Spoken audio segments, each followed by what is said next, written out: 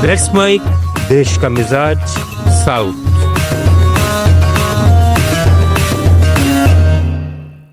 Let's mic देश का मिजाज, जानते हैं दक्षिण भारत की आज की खबरें। तमिलनाडु के कीलादी में पुरातात्विक खुदाई को लेकर डीएमके, बीजेपी और अभिनेता से नेता बने विजय की टीवीके पार्टी में थन गई है। शिवगंगा जिले के कीलादी में मिले 600 से 800 ईसा पूर्व के तमिल ब्राह्मी शिलालेख और टेराकोटा पाइपलाइन तमिल सभ्यता की प्राचीनता को दिखाते हैं, लेकिन एएसआई ने खुदाई के दौरान पुरातत्वविद अमरनाथ रामकृष्णन की रिपोर्ट खारिज कर दी और 19 जून को उनका तबादला कर दिया। अब डीएमके और विजय ने बीजेपी पर तमिल इतिहास को दबाने का आरोप लगाया है। सीएम स्टालिन ने कहा कि कीलादी तमिल गौरव का प्रतीक है, उधर विजय ने इसे तमिल सभ्यता का ज्वालामुखी करार दिया है। बीजेपी ने जवाब में कहा कि रिपोर्ट की और वैज्ञानिक जांच होनी चाहिए। ये विवाद तमिल पहचान और आगामी विधानसभा चुनाव के लिए बड़ा मुद्दा बन रहा है। तमिलनाडु के परमकुडी में इमनेश्वरम शिव मंदिर में 800 साल पुराना पांड्य काल का शिलालेख मिला है। राज्य के पुरातत्व विभाग ने इसकी पुष्टि की है।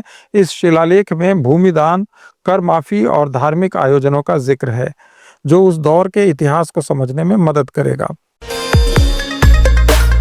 चेन्नई में मेट्रो फेज 2 के निर्माण स्थल रामपुरम में माउंट पूनमल्ली रोड पर 2 बड़े कंक्रीट के खंभे अचानक गिर गए, जिससे एक मजदूर की मौत हो गई और 2 घायल हो गए।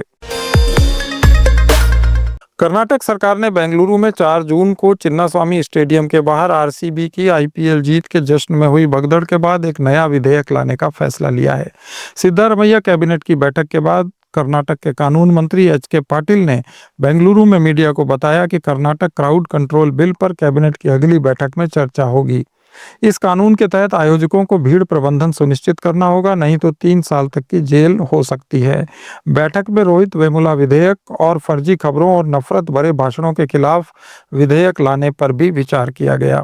आपको याद होगा कि आरसीबी की जीत के जश्न में मची भगदड़ में 11 लोगों की मौत हो गई थी।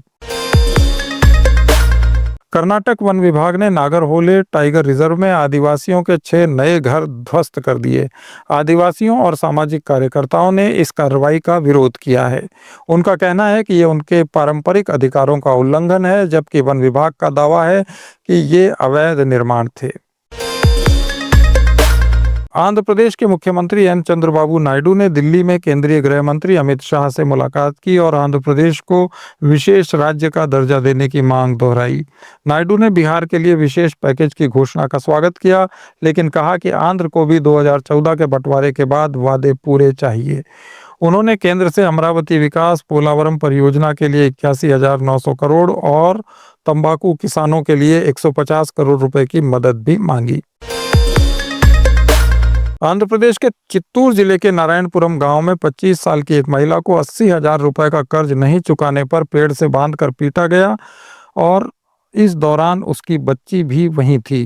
कर्ज महिला के पति ने जिससे लिया था वह टीडीपी कार्यकर्ता है। पुलिस ने इस मामले में 4 लोगों को गिरफ्तार किया है। सीएम नायडू ने इस मामले में सख्त कार्रवाई के आदेश दिए और महिला के परिवार को सुरक्षा देने का आश्वासन दिया।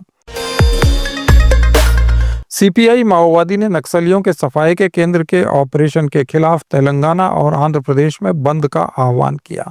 ये बंद छत्तीसगढ़ में 3 से 9 जून को मारे गए माओवादी नेताओं गौतम भास्कर और 7 अन्य की हत्या को नरसंहार करार देकर बुलाया गया था।